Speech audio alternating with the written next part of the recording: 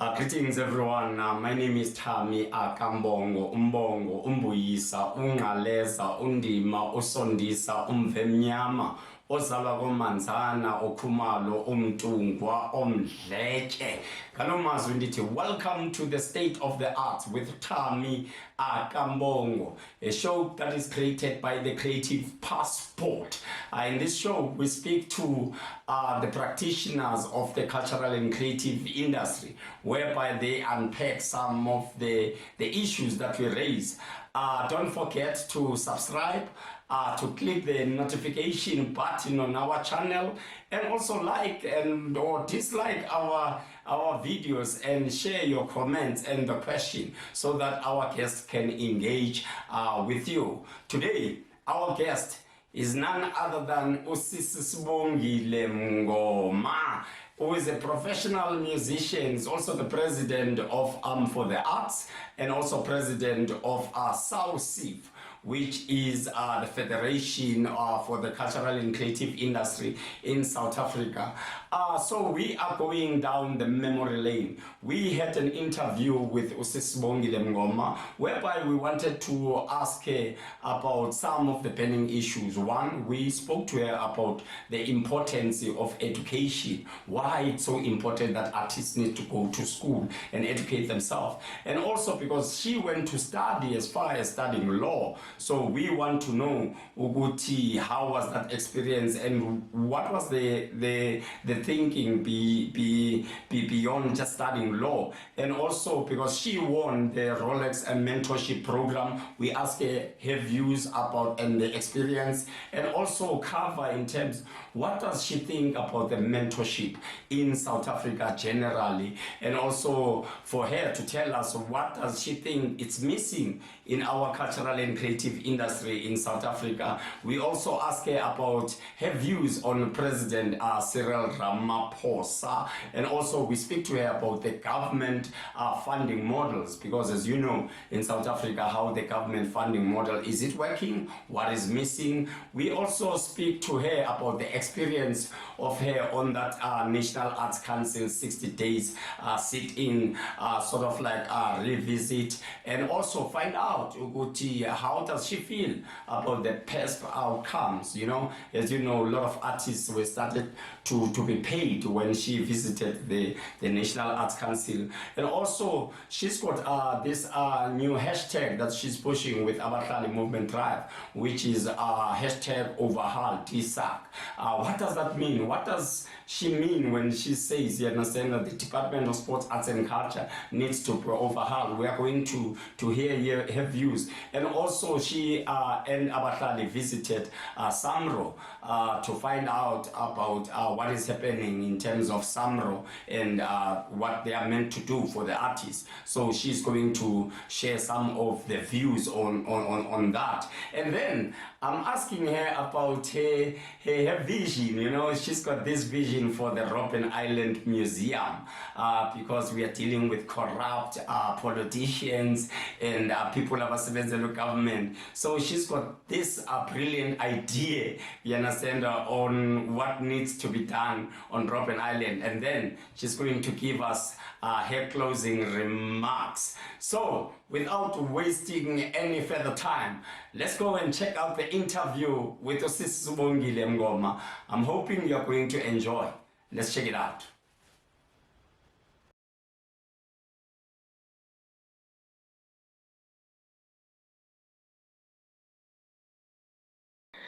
Okay, I'll put it this way. So I matriculated when I was very young. So that gave me options. And my family is that family that believes very strongly in education and the importance of education.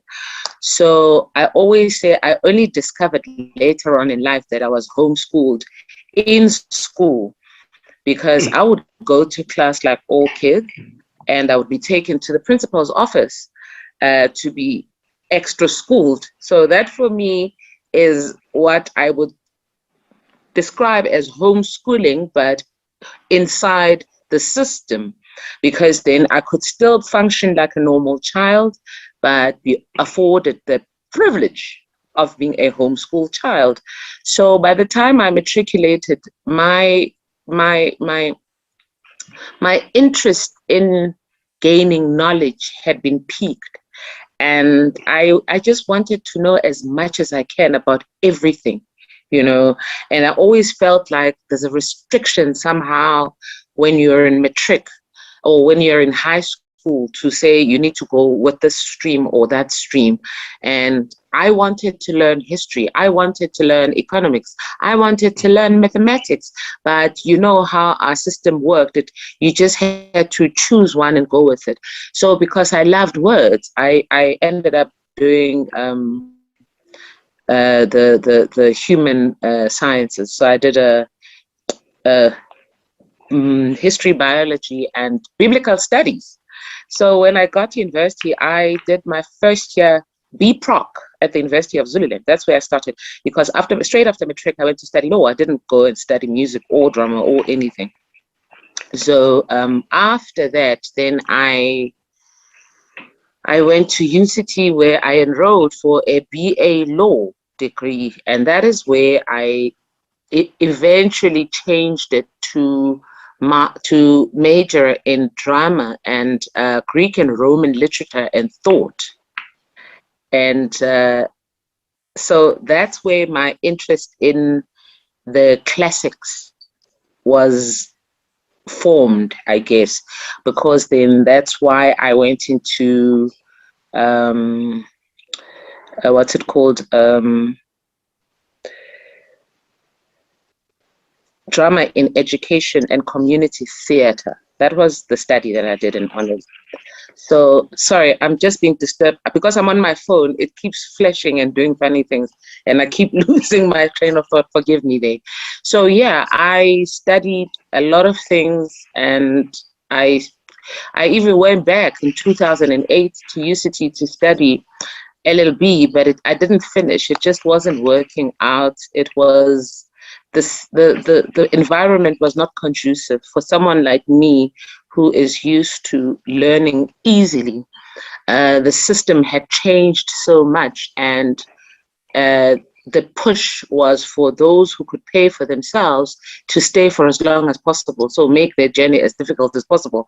I'm not calling out UCT by saying that, but I do believe that that's what they do, and they need to be called out at some point. They are making it impossible for a Black child to actually have their qualifications because of how they've structured a system that has never worked for Black people. Anyways, in any case, so I still, with all of that, you remember there was something called CAP in Cape Town a long time ago.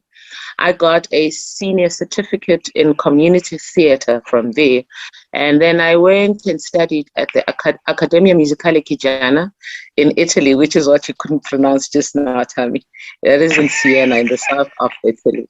I studied there, and that's where I became an expert voice trainer, because I specialized in making sure that the voice functions and how it functions. And that's why I also do vocal therapy, which is if you lose your voice for whatever reason, I know how to get you back and keep you healthy without medicine.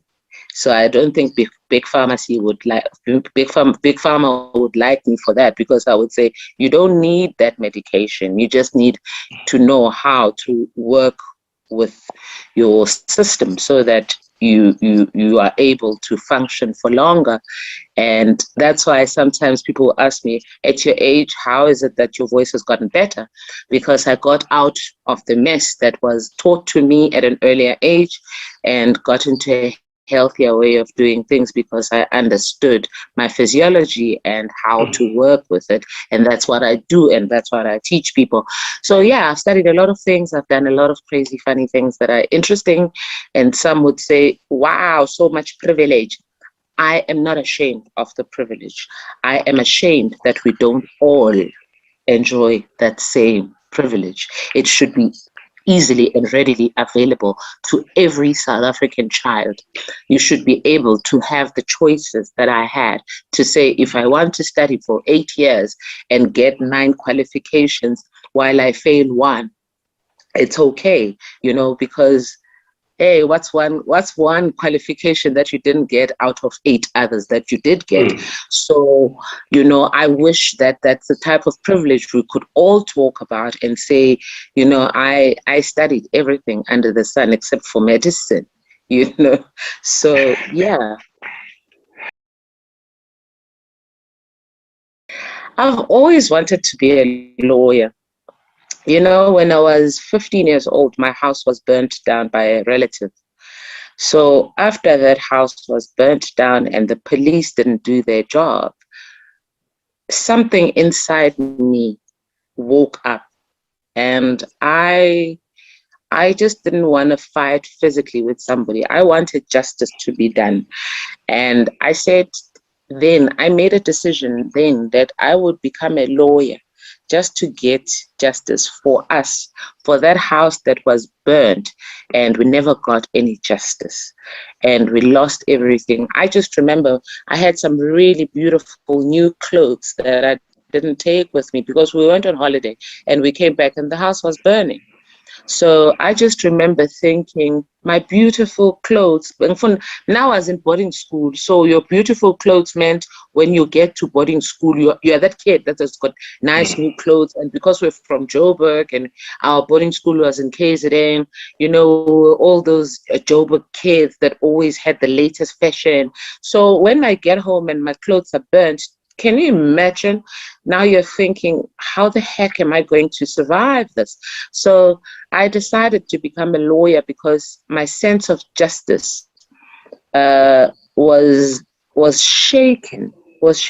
And so ever since then, every time I see something going wrong and I'm not seeing recourse, I'm not seeing consequences, I'm not seeing responsibility, the first thing I want to do is to say, hey, surely, there's got to be something that can be done about this. And that is why I will always fight for artists, because I feel like, artists need to know that it's not just that justice needs to be done, but it's also that they do have rights. And sometimes I don't know if artists get that they have rights and they should fight for their rights, or at least insist on their rights to be done.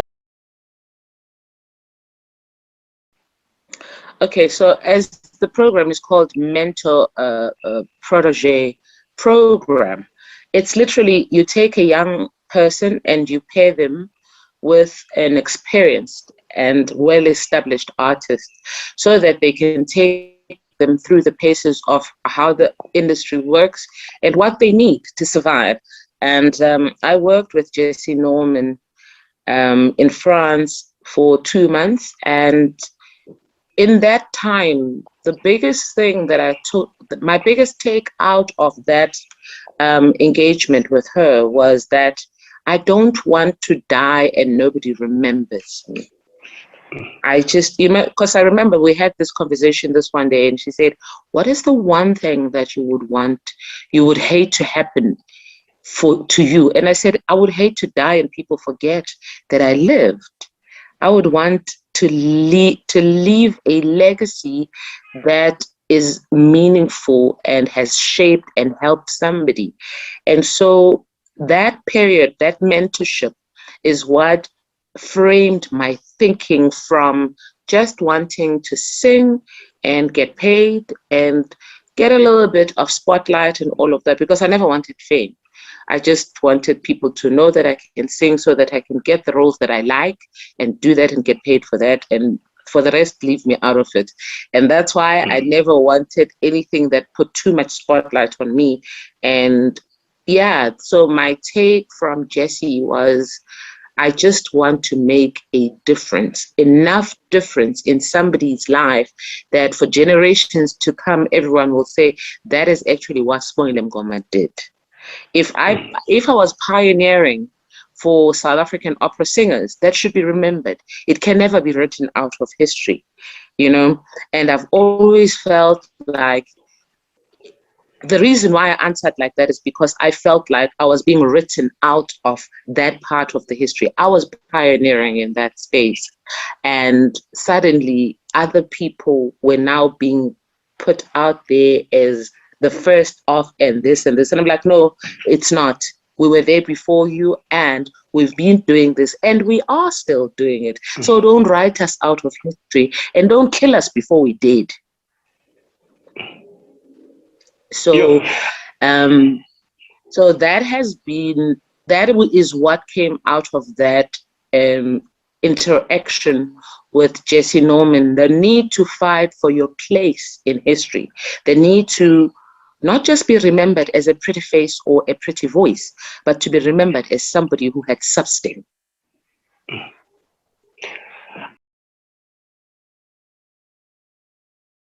Okay, I think that what I'm about to say is probably going to get me into a lot of trouble with a lot of people who believe that they are mentoring young people.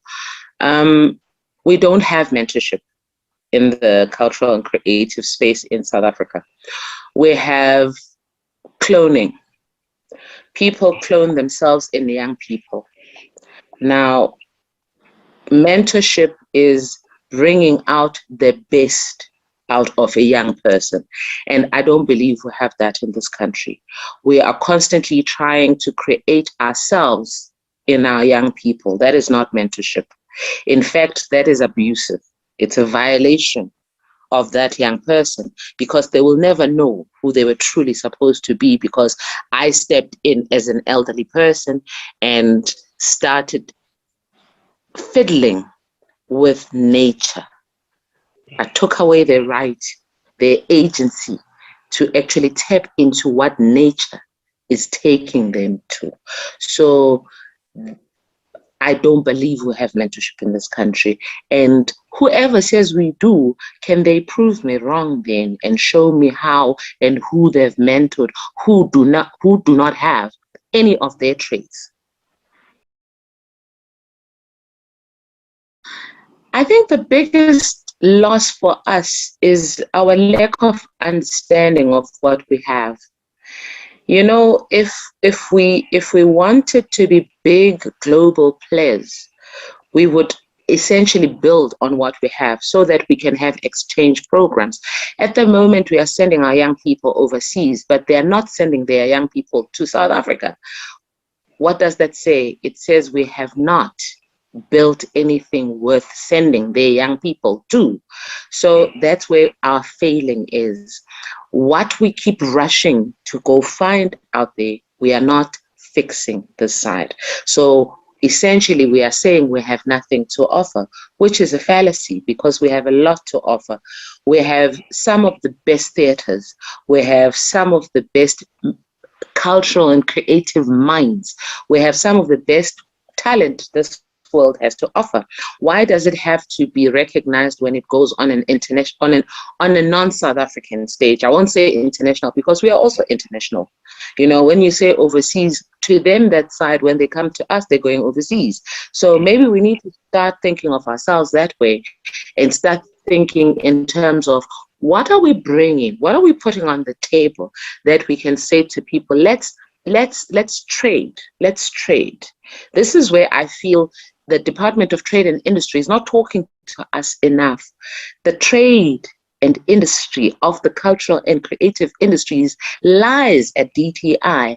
And somehow this country, we are so used to the apartheid mentality, we don't know how to pull it all together and start working as a unit. So even our governmental departments don't know how to work together. The separation is so intense and it's so insidious that it's literally killing the country. So what we should be doing as a country is we need to build what we have and be able to become big players on the global stage.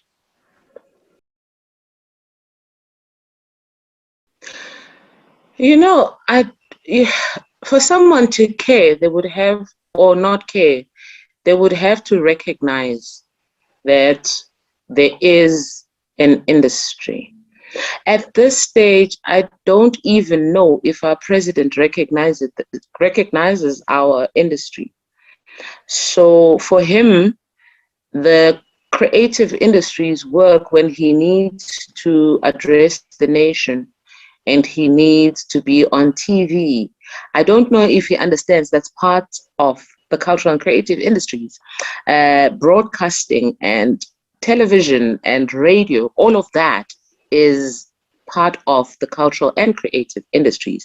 So I don't know if he understands that part of it, or if it's just out of his range of thinking. But I honestly don't think he recognizes this department of sports and arts and culture, because if he did, we wouldn't be stuck with the same minister for 8 years who has brought an industry to its knees, him and his officials. We wouldn't keep getting the same old system forced down our throats because they don't have a vision. Now, he sees this as a place to put people that he doesn't know what to do with. And so I don't even know if I should say he doesn't care.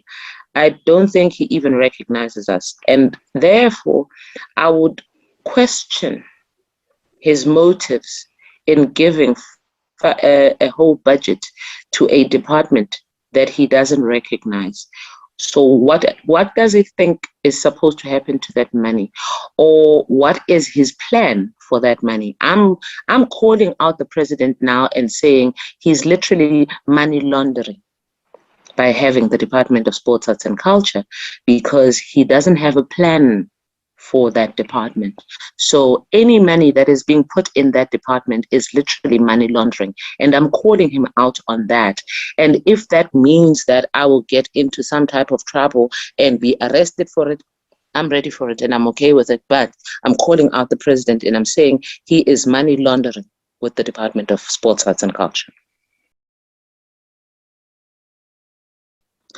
You see, if we were serious about the industry of the cultural and creative spaces, we would be talking about how do we create models that generate an income and create profit. But right now, the funding models are project, give a report and get more funding. You don't have to show profit. Why wouldn't you want to show profit? Who doesn't want to show profit? If I'm selling tickets to a concert, I want to see my money for that concert. I'm not selling those tickets so that I can say there were people at the concert. I'm selling those tickets because I want to make money. If I am selling amagwinya, I will use this example because it was even used in parliament to justify nonsense. So if I'm selling amagwinya so that I can make a profit, and then tomorrow I can still have more ingredients so that I can make more amagwinya.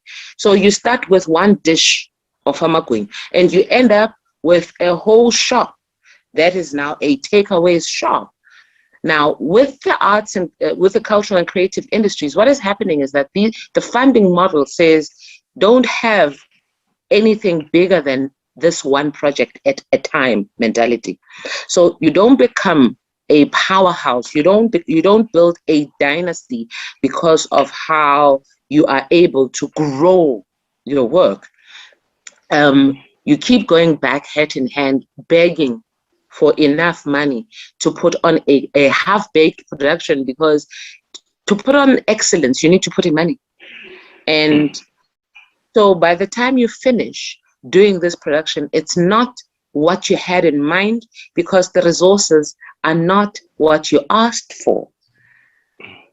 If you go back to the presidential employment stimulus, if it had been dispersed properly, you would have had some of the most incredible productions, projects, whatever. But because it wasn't done properly, you ended up having a situation where people were lying about what they have done. And those who were doing something, they were doing a quarter or even a fraction of what they had thought they would do when they started out.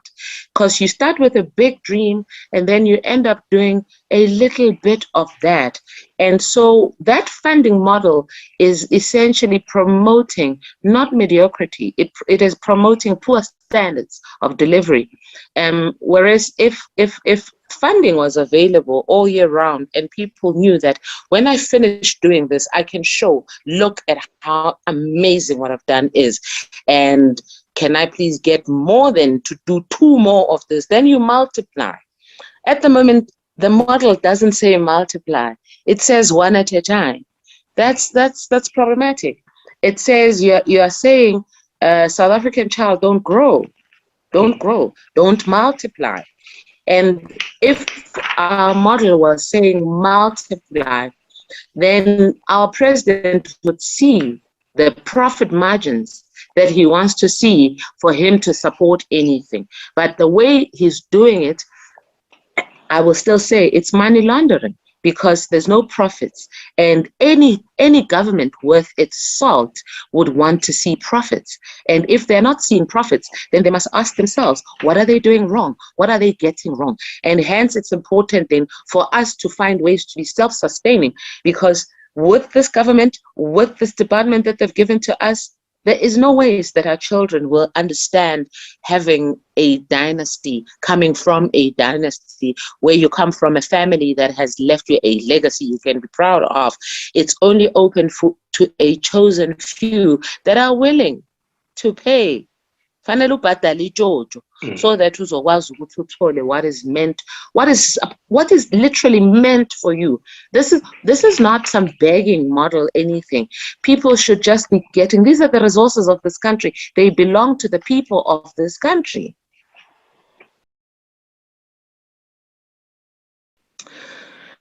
Emotionally, it takes it out of you, because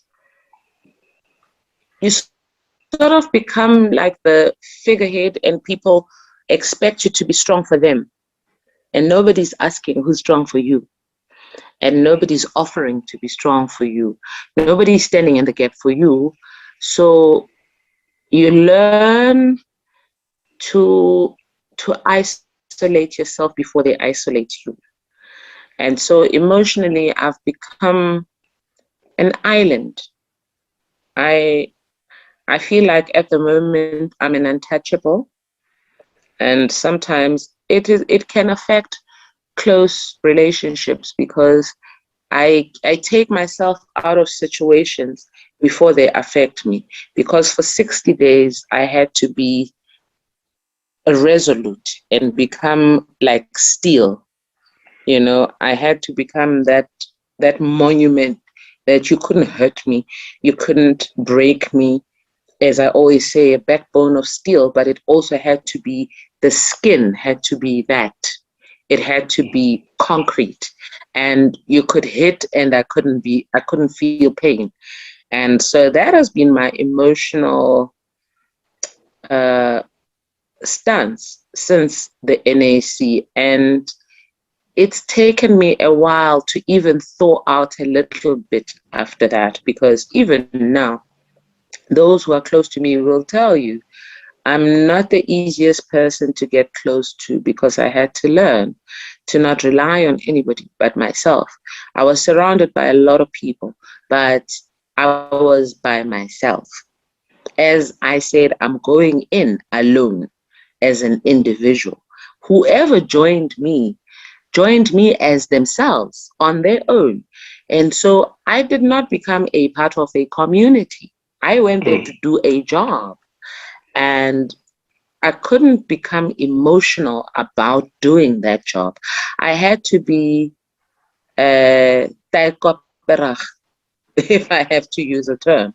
I had to be taikoperag about it and become that person that is not easily swayed, not easily moved. You can't touch me. You cannot shake me. I can't be upset by it. You know, Ghetto women are so fragile and baba hurt and they cry. Mina, I had to teach myself not to cry. I had to become that girl. If I cry, akusho ukuthi ngizokhala ngokuthi ngiye toilet ngiyachama yuma yizo inyembezi zami lezo angeke ngize ngikhale ngamehlo. I refuse. And then in terms of relationships, I guess what I've just spoken about emotions, it filters through. You get to a point where you say, even the relationships that I had before I went into that space, whoever stays, stays. Whoever doesn't stay, doesn't stay. I'm quite good. If I die tomorrow, I die peacefully. When somebody says rest in peace, I'm one person who will rest in peace. I will feel like I did what I needed to do without needing anybody to say it is fine or, you know, getting anybody's approval.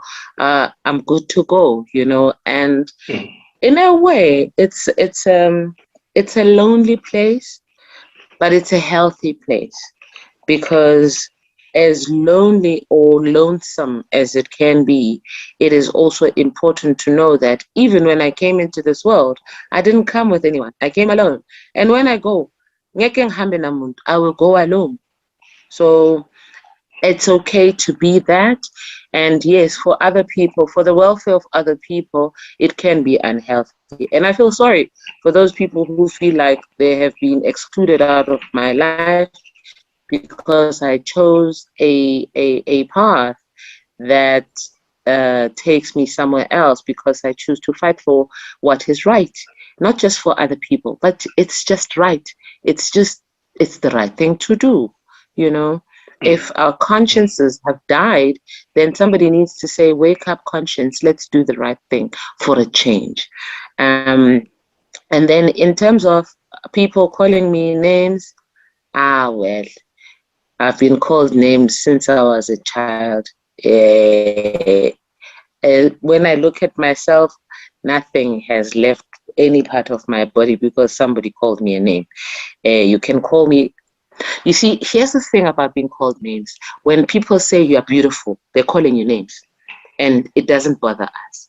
When people say you are intelligent, they're calling you names, but it doesn't bother us. So why does it bother me when they use other names? It should be okay. So Mina, I'm good. Whatever you say, good or bad, it's your names, not mine. So I can't be stressed about that.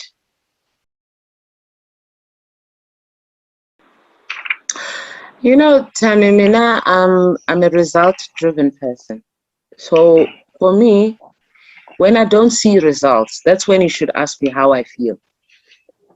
Because then I'm not seeing results. But when I see results, then it encourages me to keep going, because then it means I must be doing something right. And I don't care that people say I'm using my privilege, or people saying I have a personal vendetta or agenda against the minister. Here's the thing. I only have one agenda. My agenda is to get results, tangible results. And this is what I said the very first time I went to DSAC in 2020, before the lockdown. So when I insist on getting results a year later, in March of 2021, it cannot be a personal agenda against the minister, because I said it in March of 2020 that I'm looking for results, tangible results. And when people get upset or offended because I'm doing something, then their offense, they should translate into their own actions. You can't be upset because I'm doing something. Be upset because you are not doing anything, and then do something. And then the only time you should take offense is when your actions are not generating results. But don't be upset with someone who's doing something that benefits you, because a lot of those people who are insulting me got paid their PESP money. In fact, not a lot of them, all of them. Every single person that has said something terrible about me concerning PESP got their PESP money. If they say I'm lying, they must come out and show us their bank balances at that time.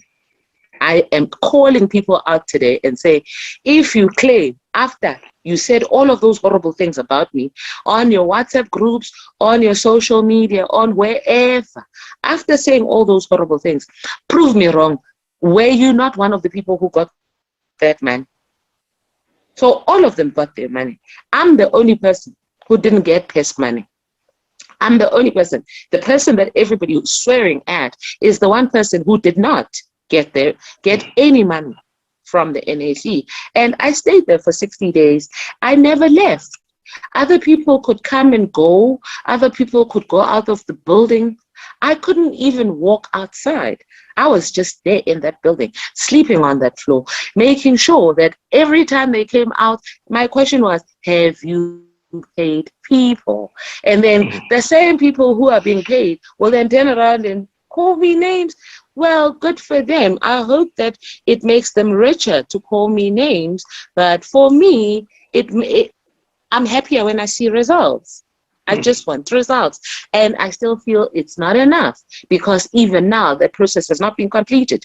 And that's why we still have a case with the public protector against the National Arts Council, because that money is still not, that process is still not completed.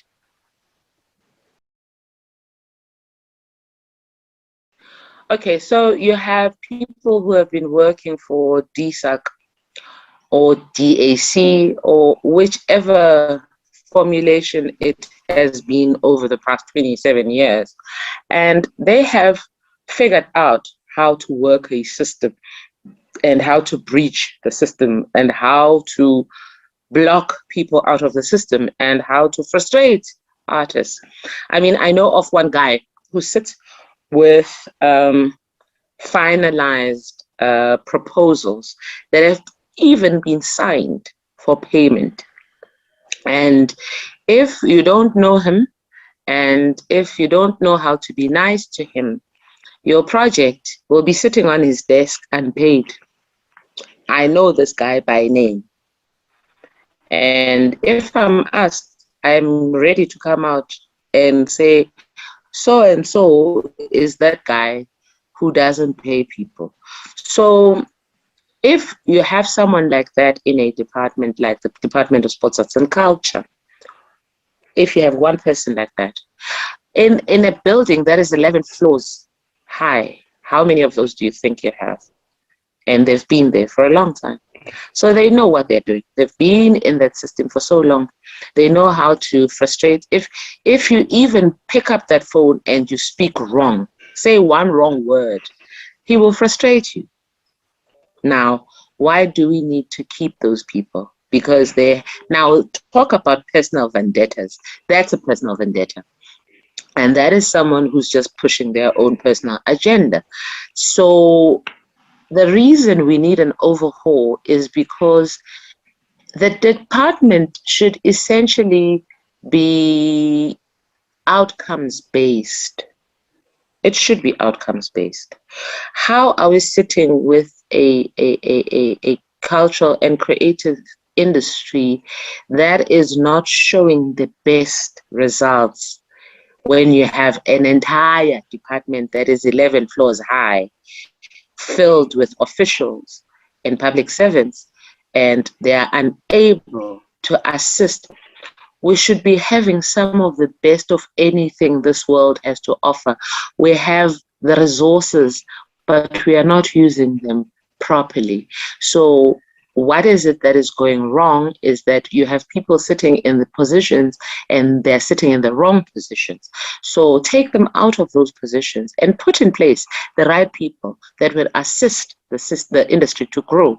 Make it an actual industry. It shouldn't just be a term to say industries. It should be an industry because it generates an income and it generates profit, not only for the industry itself, but for the country. And it should be an industry that is ambassadorial for South Africa to the rest of the world. And that should be intentional. We should be deliberate about that. But we are not. For instance, take the case of Jerusalem. Chaisa. Tati KCA Lion King, Chaisa. Tati KCA Ladies Make Black Mambazo, Chaisa. Puma Sikela, Chaisa. Miriam Makeba, Chaisa. Nelson Mandela, Chaisa. Nothing is deliberate. We are not consciously taking what we have and putting it out there by using the cultural and creative industries, which is the one vehicle we have to put South Africa on the global map. What is the one thing that is that sets us apart from everybody else other than our stolen resources? Because the gold doesn't belong to the people on the ground, the diamonds don't belong to the people on the ground. So the one thing we do have that belongs to us is our cultural and creative industries. How are we not using that to generate the biggest of anything we can think of, from income to reputation to branding to whatever? How are we not using that? So overhaul that department so that you put in place people who understand the role of the arts, the role of culture, the role of heritage. They don't get it. Their only understanding of our heritage and culture, that incomplete park with statues, what is that? And 200 million rands later, when artists are starving, and then name changes, how is that culture? You're killing the history. Our children should know that our parents and our great-grandparents were enslaved by somebody called Paul Kruger. Don't remove that thing. Let our children know about it. Instead, next to it, put the statue of our people so that you juxtapose, but don't remove. Street names. How many streets have been built since we had the initial streets? Abo Hendrik Verwoerd. After that, so many streets have been built. Instead of naming the new streets using our history and our own names, we are changing street names. What level of stupidity says it's okay to do that? Don't change street names. Name the new streets. That's what I would do, if I were given an opportunity to redress, the issue of how people have put their heritage in front. Then look at the new buildings. Name them after our people. Don't rename buildings. That's stupid. It's lack of foresight.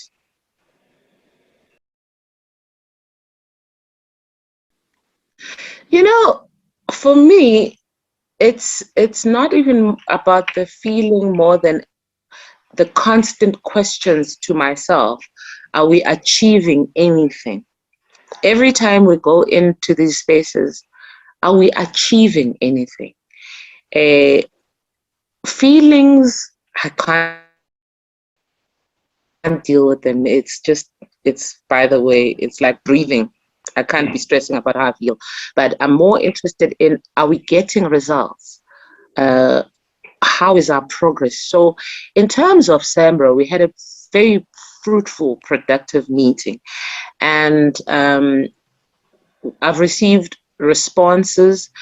Firstly, at the meeting, they responded to the questions, unlike NAC, where they tried to lie their way and maneuver. SAMRO's CEO essentially came out, had a decent conversation, acknowledged that we are people who have brains and didn't try and treat us like imbeciles. And so we had a very good conversation, and we walked out of there feeling like we had achieved something.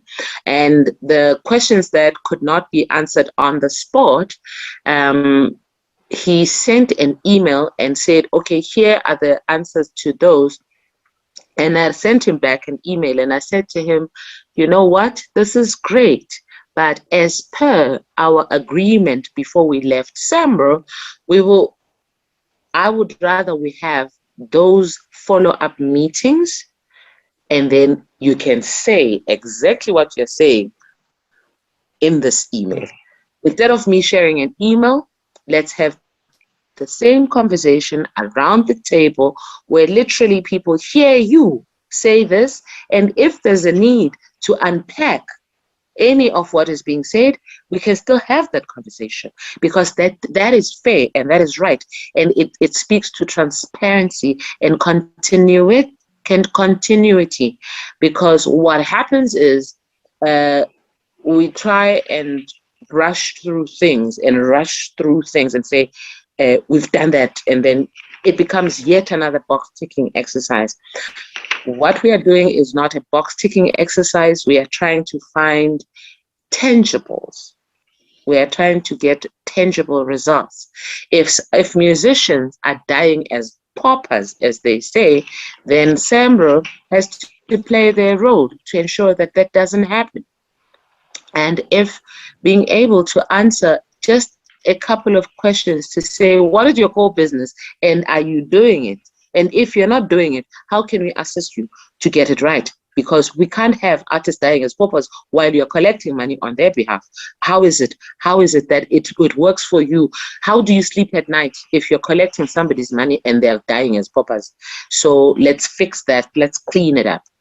So mina ngizothi, I'm a Ghostbusters for the arts or the cultural creative industries. I'm here to bust all those ghosts.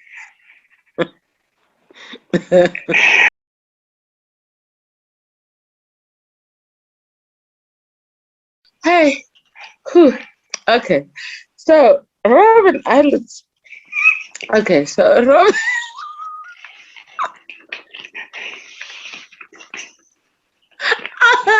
Yeah. Whew. Okay. All right. So Robben Island was used as a jail for people who were undesirables. And I think we can all agree that politicians are undesirables, especially corrupt politicians. So let's take them to their place of undesirability and make it their own village and country. They can have borders, they can have their own banks, they can have their own whatever, and they can steal from each other and see how that feels. Because, when they steal from us, then it's okay. So when they have their own country called Robben Island for undesirables, then they will understand what it feels like to steal from each other, because I don't think they get it. So I think they should go there, and once they move there, they shouldn't be allowed to leave. They should stay there. So it becomes like proper retirement village. They can't come back here. They can't go back to their countries. They must stay there. So, all these people who are causing mess, they must just go there. So that's my take, is that Robben Island should essentially become that place where we send all the undesirable, corrupt people who are killing our ecosystem. So yeah, I still maintain politics.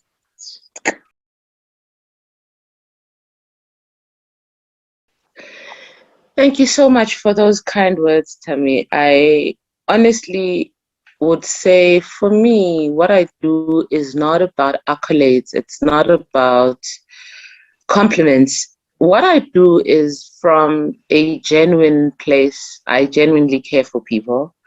And like you say, I will engage people. I speak to everyone.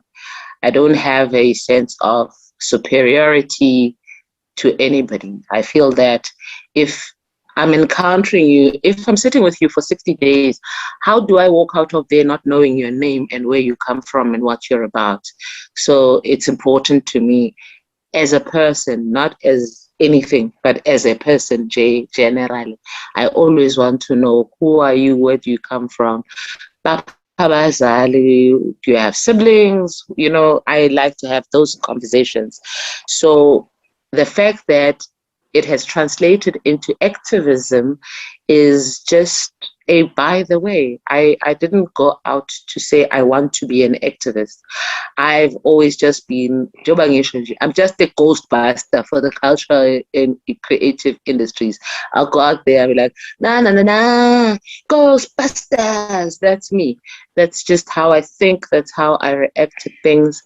I'm very easily touched by the plight of others. When somebody is struggling, it doesn't matter with what. If there's a way I can assist, I'll find a way to assist, including giving my last. I'm just that person. I'll take my last fibre and give it to someone if they're struggling, because I don't like seeing suffering. I believe in justice. I believe in doing what is right. I believe in looking after people. And that's why at the NAC, if you remember, I made sure that people had 3 square meals a day. Some people got there.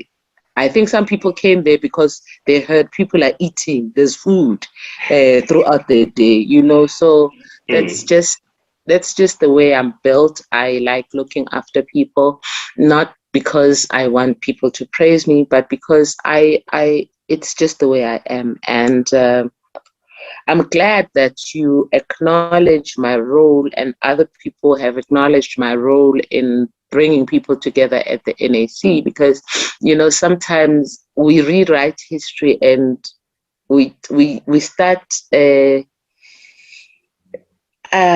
putting people, what is it? You apportion the credit to the wrong person. I initiated the sit-in at the NAC. Anybody who says anything different is rewriting history. And for me, your closing remarks reminded me to say that I'm asking that we don't rewrite this part of history. Whatever I'm doing at this moment, I started I'm for the arts. I push to keep for the arts alive. When I feel like it starts dragging its feet one way or the other, I push to keep it alive. So it's important for me that whatever else happens, when I leave this side, I don't want people rewriting that history. That is my legacy for my generations. My children need to know, my great-grandchildren need to know that I'm that woman who did that. I'm that mother who cared enough. I would hate for the narrative to change and it becomes a story of some man did this when it was me, a woman. Women have it hard enough in this country without rewriting history and writing them out of history.